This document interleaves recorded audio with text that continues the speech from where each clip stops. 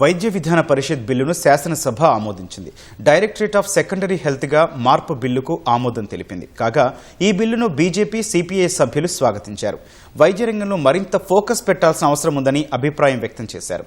అసెంబ్లీలో తెలంగాణ వైద్య విధాన పరిషత్ బిల్లుపై బీజేపీకి చెందిన Sirpur MLA Palvai Harish Babu, Kamareddy MLA Venkata Ramana Reddy, CPI Kothagudem MLA Kunamneni Sambasiva Rao బిల్లుపై చర్చలో పాల్గొని చర్చించారు.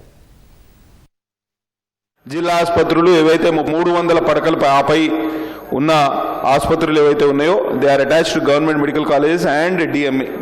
They work under directorate of medical education.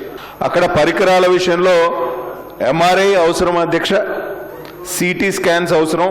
MRI మొన్ననే 3 టెస్ట్ల మంజూరు చేస్తున్నాం ప్రతి మెడికల్ కాలేజ్కు, మెడికల్ కాలేజ్ హాస్పిటల్ కని మంత్రి గారు చెప్పడం అభినందనీయం.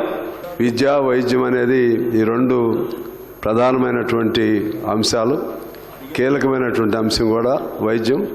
దానికి సంబంధించి బడ్జెటరీ అలొకేషన్స్ కూడా టోటల్గా చూస్తే మొన్న అరౌండ్ 4% ఉన్నది. అందువలన ముందు వైద్యానికి సంబంధించినటువంటి బడ్జెటరీ అలొకేషన్ పెంపుదల కృషి చేస్తే కొద్దిగా వారి ఆలోచనలకు అనుగుణంగా మోడిఫికేషన్స్ చేసుకోవచ్చు.